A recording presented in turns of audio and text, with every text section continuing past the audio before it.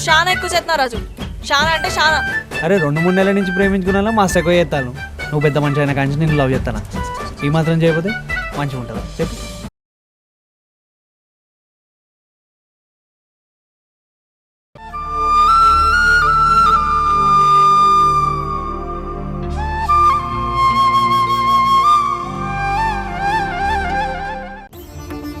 ప్రేమగా పెంచిన కృతజ్ఞత కోసం నువ్వు చేసింది త్యాగం అనిపిస్తుంది. అబద్ధాలాడి నీ జీవితాన్ని నువ్వే నాశనం చేసుకోకు. నీ బతుకు నరకప్రాయం అవుతూ ఉంటే మేము చూస్తూ ఊరుకోలేం. ఏంటి ఊరుకోలేమంటూ? తను చెప్తుంది కదా తన ఇష్ట ప్రకారమే జరుగుతుంది అని.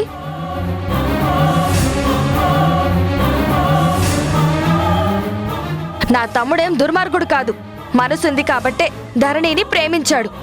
ధరణి జీవితం నాశనం అవుతుందని మీరంటారేంటి?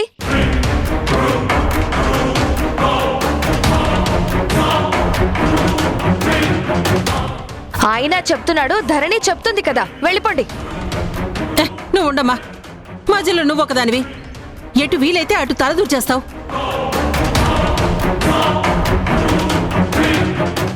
ధరణి, నువ్వు తప్పు చేస్తున్నావమ్మా. ప్రేమించిన వాడికి ద్రోహం చేసి నీ జీవితం నరకం చేసుకోకు. మీ అమ్మ నాన్నలు పిలుస్తున్నారు కదా, రామ్మా బట్టలు చదువుకో రా. మీ అందరికీ దండం పెడతాను, ఇక్కడి నుంచి వెళ్ళిపోండి.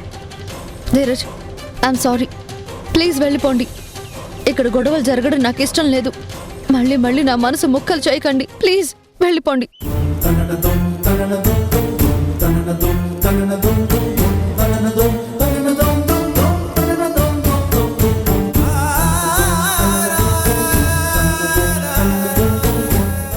సమస్య లేదు, ఇక్కడి నుంచి వెళ్లే ప్రసక్తే లేదు. ప్రతాప్, ఇంత మొండితనం మంచిది కాదు. పెంచిన వాళ్ళకి ప్రేమ ఎక్కువ ఉంటుందంటారు, కానీ నువ్వేంటయ్యా కసాయిలా ఉన్నావు.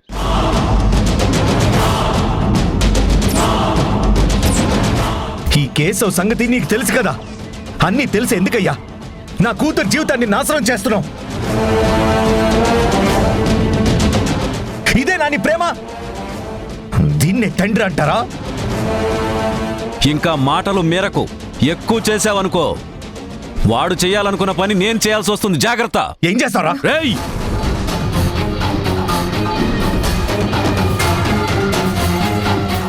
వద్దు, వెళ్ళిపోదాం పద. ఇక్కడ గొడవ పడితే ఉరిగేదేమీ లేదు. వెళ్ళి నువ్వు చెప్పినట్టు ఎలా రావాలో అలాగే వద్దాం.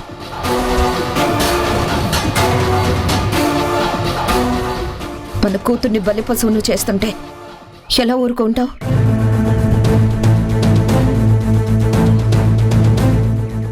పద, వెళ్ళి పద్ధతి ప్రకారమే వద్దాం. ఈ కిరాతకుడితో మన కూతురి పెళ్లి ఎలా జరగనిస్తాం?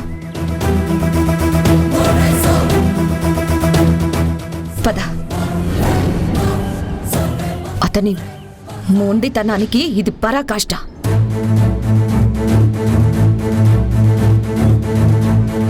చూడండి ప్రతాప్ గారు, కలలో కూడా మీరు అనుకున్నది జరగదు.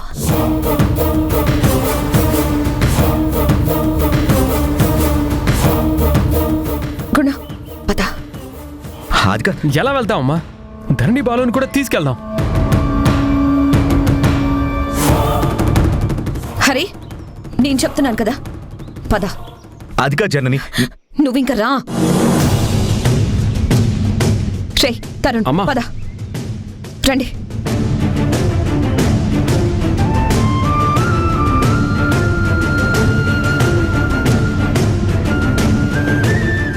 ఏంటి ధరణి, ఏం చూస్తున్నారు?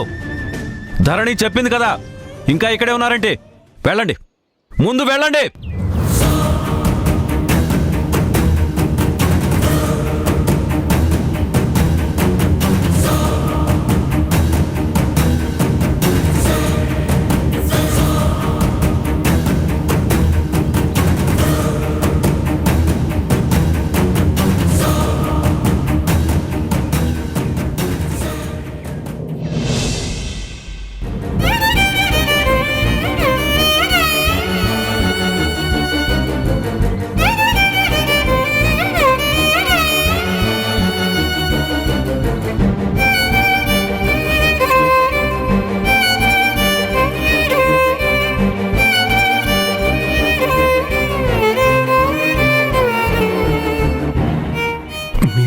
ఒకటి చేయాలి నాన్న, లేకపోతే బాగోదు. ఆ ప్రతాప్ గారు ఇలాగే రెచ్చిపోతారు.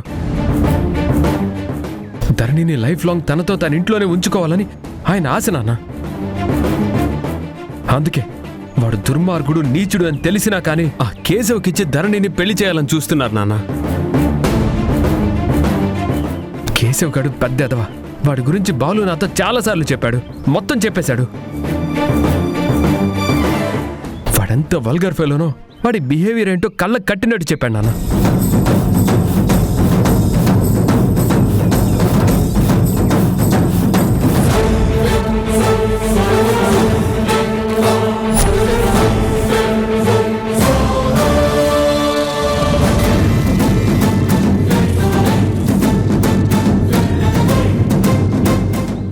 ఆ కేశవ్ గురించి నాకు తెలుసు, ఆ ప్రతాప్కి తెలుసు.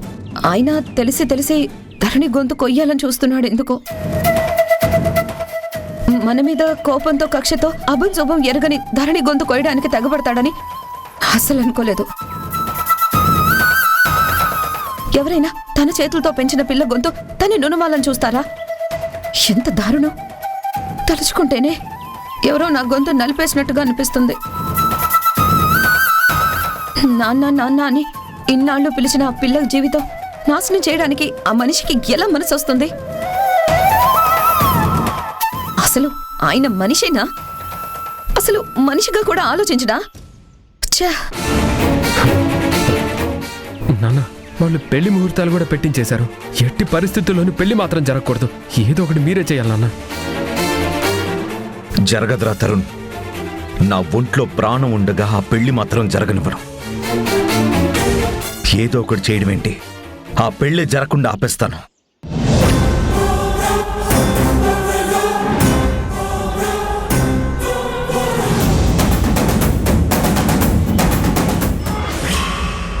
ఇన్ని రోజులు నా సైడ్ ఉన్నట్టుగా ఉండి సడన్ గా ప్లేట్ ఫిరాయిస్తావా? ఆ కేశవ్ గడి సైడ్ వెళ్ళిపోతావా? నిన్న మొన్నటిదాకా చీపో చాపో అని వాడిని అడ్డగోలుగా తిట్టిందనివి ఇప్పుడు వాడు క్లోజ్ అయిపోయాడా? ఏ తమ్ముడనేనా? అదే తమ్ముడిని కదా నిన్న మొన్న బయటికి గెంటింది. ఇప్పుడు ఆ ధరణి కేశవ్ గడి పెళ్లి జరిపిద్దామని చూస్తున్నావా? వాళ్ళ పెళ్లి జరిగితే నీకేదో వస్తుందనుకుంటున్నావేమో. పైసా పైసా కూడా రానివ్వను. నా తమ్ముడితో వాడి దుర్మార్గం అంతా చెప్పి అవసరమైతే వాడికి డైవర్స్ ఇప్పించి నా కొడుకుతో ధరణి పెళ్లి జరిపించి ఆస్తి మొత్తం నేను దక్కించుకుంటాను. కానీ నీకెలా వస్తుందని ఆశపడుతున్నావు నువ్వు? అరే, నన్ను నమ్ముకుంటే ఎంతో అంత బాగుపడేదానివి. ఇప్పుడు చెడిపోతావు, నాశనమైపోతావు, సర్వనాశనమైపోతావు. ఆ రోజు నేను డబ్బులు అడిగితే ఇవ్వను, ఏం చేసుకుంటావో చేసుకోపో అని పెద్దగా ఎగిరావు కదా. నువ్వు నాకు ద్రోహం చెయ్యాలనుకున్నప్పుడు, నన్ను మోసం చేయాలనుకున్నప్పుడు తప్పనిపించలేదు. కానీ ఇప్పుడు ఎక్కడ నా తమ్ముడు బాగుపడతాడో, నేను బాగుపడతానో అని అక్కస్తో శాపనార్థాలు పెడుతున్నావా? పెట్టు పెట్టు. నీలాంటి పాపపు ఆలోచనలున్నవాళ్ళు ఎప్పుడూ బాగుపడరు. చూడు, జరిగిందేదో జరిగిపోయింది. నీకు నాకు క్షేమంగా లాభంగా ఉండాలంటే మీ ఆయనతో ఆ కేశవతో మాట్లాడి ఈ పెళ్లి ఆపించేసి నీకెంత డబ్బు కావాలో అంత డబ్బు నేను అరేంజ్ చేస్తా. నేనేం చేయను శక్తి.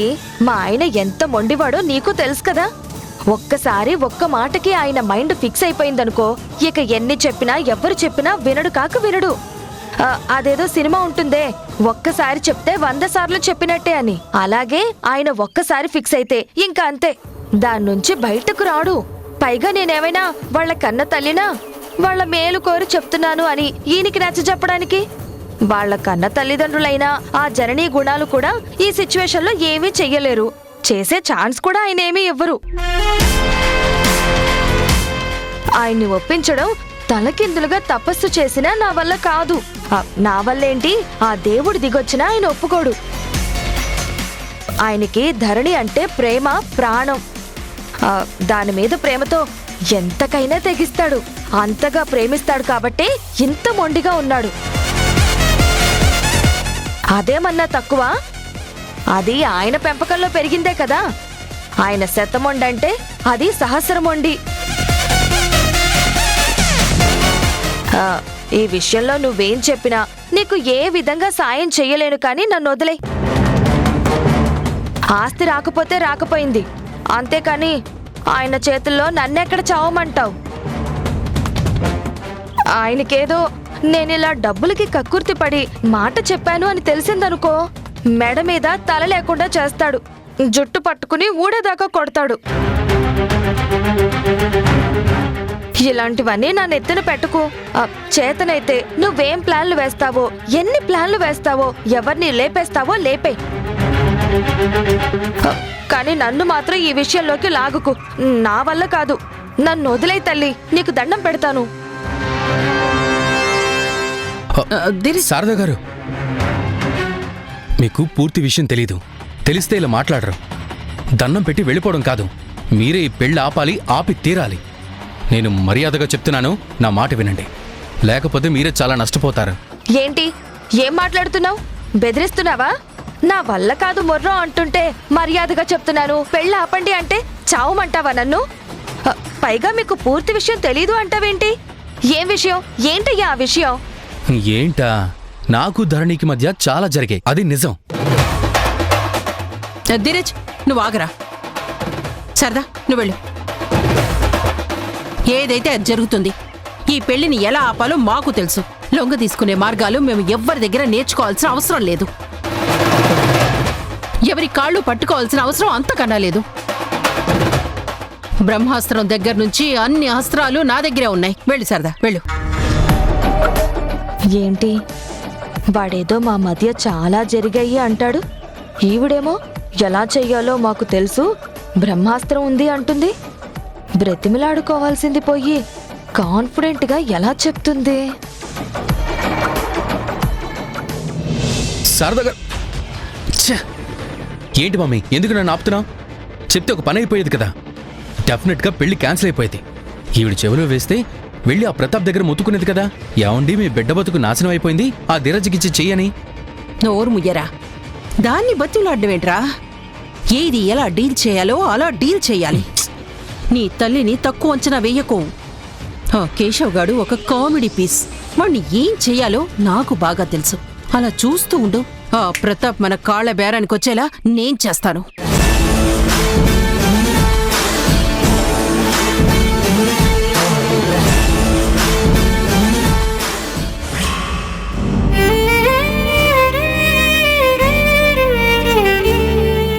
ఈ పెళ్లి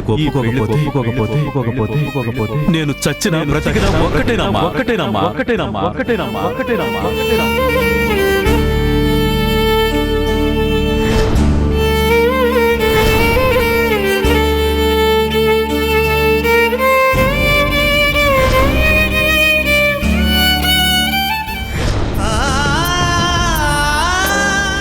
మళ్ళీ మళ్ళీ నా మనసు ముక్కలు చేయకండి ప్లీజ్.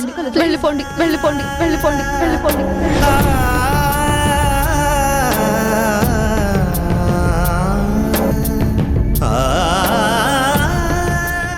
ఏంటి ధరణి, ఏంటిది?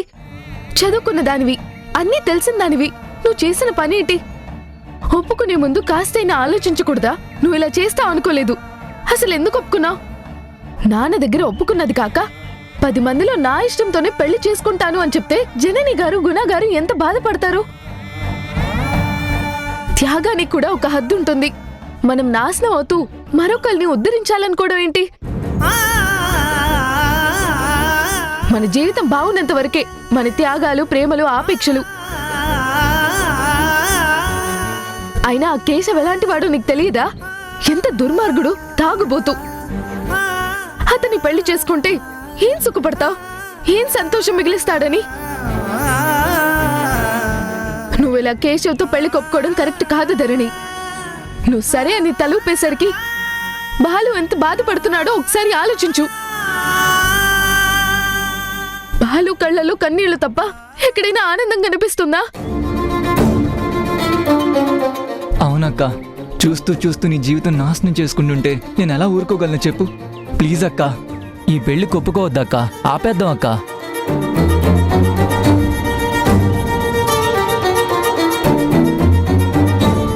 నీ వల్ల కాకపోతే చెప్పు, పదెక్కడి నుంచి వెళ్ళిపోదాం. ఇక్కడే ఉంటే నువ్వు నాన్నని చూస్తూ కాంప్రమైజ్ అవుతావే కానీ కఠినంగా మాట్లాడలేవు. ప్రస్తుతానికి పెళ్ళ ఆగాలంటే మనం ఇక్కడి నుంచి వెళ్ళిపోవడమే మంచిది. కొన్ని రోజుల తర్వాత తిరిగి రావచ్చు. ప్లీజ్, మీరెంత చెప్పినా సరే ఈ విషయంలో నా నిర్ణయం మారదు. నాన్న మాట నా మాట. మీరు నా మంచి కోసమే చెప్తున్నారని నాకు తెలుసు, కానీ జరగాల్సిందే జరుగుతుంది. నేను మా నాన్న మాటను ఎదిరించి ఈ పెళ్లి వద్దని నాన్నకి వ్యతిరేకంగా ఒక్కడుగు కూడా ముందుకు వేయలేను. ఇప్పటికే నాన్న నేను చాలా బాధ పెట్టాను.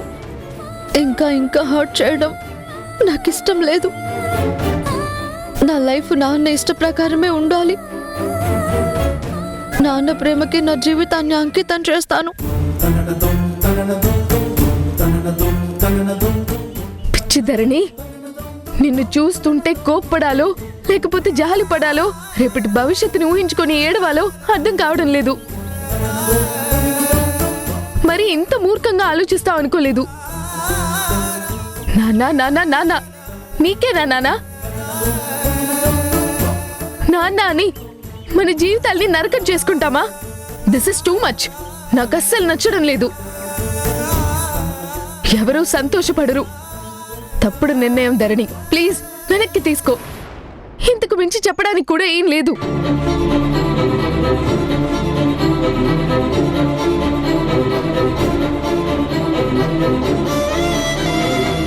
ఒక్క నిమిషం ఆగు. చెప్పక్క, నీ నిర్ణయం రిటర్న్ తీసుకుంటావా? అది కాదు బాలు, నా లైఫ్ నాకు అర్థమైపోతుంది.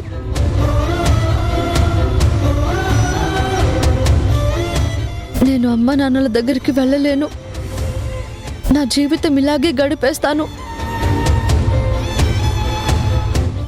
నువ్వైనా వెళ్ళు. వాళ్ళు పడుతున్న బాధని కొంచెమైనా తగ్గించరా.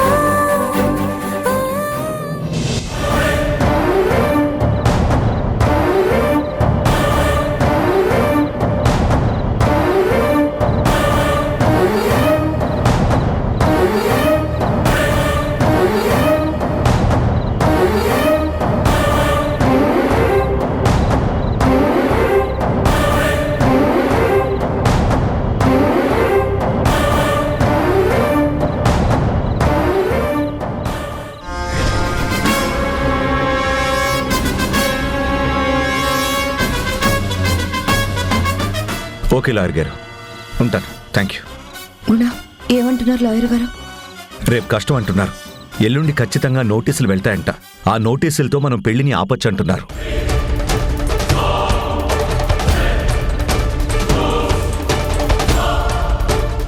ఎల్లుండా? మరి ఈరోజు రేపు ఏదైనా జరగచ్చు కదా.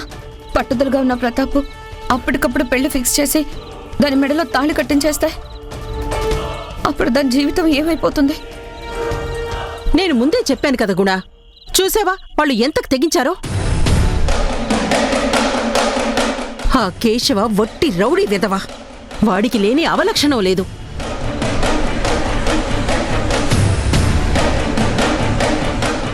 అరే, ధరణి మీద ఎన్నోసార్లు అఘాయిత్యం చేయబోతే ఇదిగో వీడే నా కొడుకే కాపాడాడు.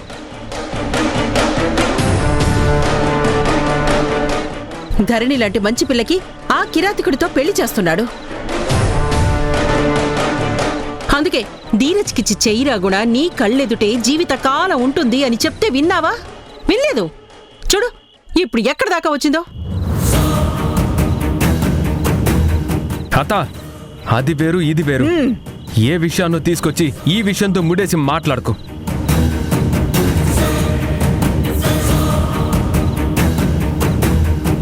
నువ్వు ధరణి ధీరజ్ల పెళ్లి మర్చిపో. అది జరగని పని.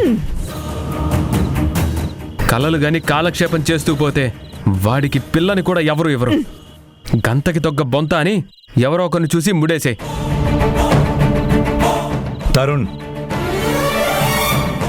నా మనవరాల జీవితం ఏమవుతుందోనని నేను టెన్షన్ పడుతుంటే నువ్వేంటి నా కొడుకిస్తే బాగుంటుందని మధ్యలో దూరి మాట్లాడుతున్నావు. నీ కొడుకు ఎవరు శుద్ధపూస శ్రీరామచంద్రుడా వీడికి ఇవ్వడానికి? వాడో దరిద్రుడు, వాడికన్నా దరిద్రుడు వీడు. అక్కడికి వాడేదో రాక్షసుడైనట్టు, నీ కొడుకేమో సుగుణాభిరాముడైనట్టు మాట్లాడుతున్నావు. వాళ్ళని కాసేపు ఆలోచించుకొని మధ్యలో దూరి టెన్షన్ పెట్టకు. ఒరేయ్, ఏం చేద్దామంటావురా? ధరణితో మాట్లాడదాం అమ్మమ్మ.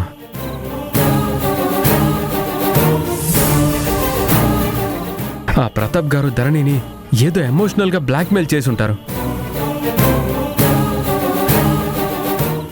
బ్రెయిన్ వాష్ చేసి పెళ్లికి తలూపేలా భయపెట్టి ఒప్పించుంటారు. మనం దాన్ని ఎలాగైనా కన్విన్స్ చేద్దాం. పెళ్లి కాకుండా ఆపేద్దామమ్మా. ఇవే మరి నావి కలలన్నావు, మరి నీవేంటి? అసలు ఆ ప్రతాప్ ధరణిని ఇంట్లోంచి బయటికే పంపించడం లేదు. అలాంటిది నువ్వెలా కలుస్తావు? ఎలా కన్విన్స్ చేస్తావు? నువ్వు చేసే కన్విన్సింగ్లకి ధరణి ఏం లొంగదు. ఆ ప్రతాప్ ఎట్టి పరిస్థితుల్లోనూ లొంగనివ్వడు. కేశవతో ముడేసి తీరతాడు. నువ్వు కాస్త ఆగుతావా?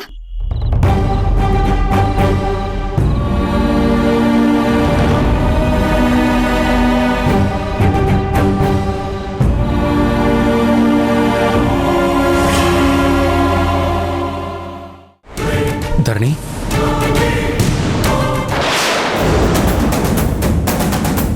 బుజ్జమ్మా, చూసారు బుజ్జమ్మా!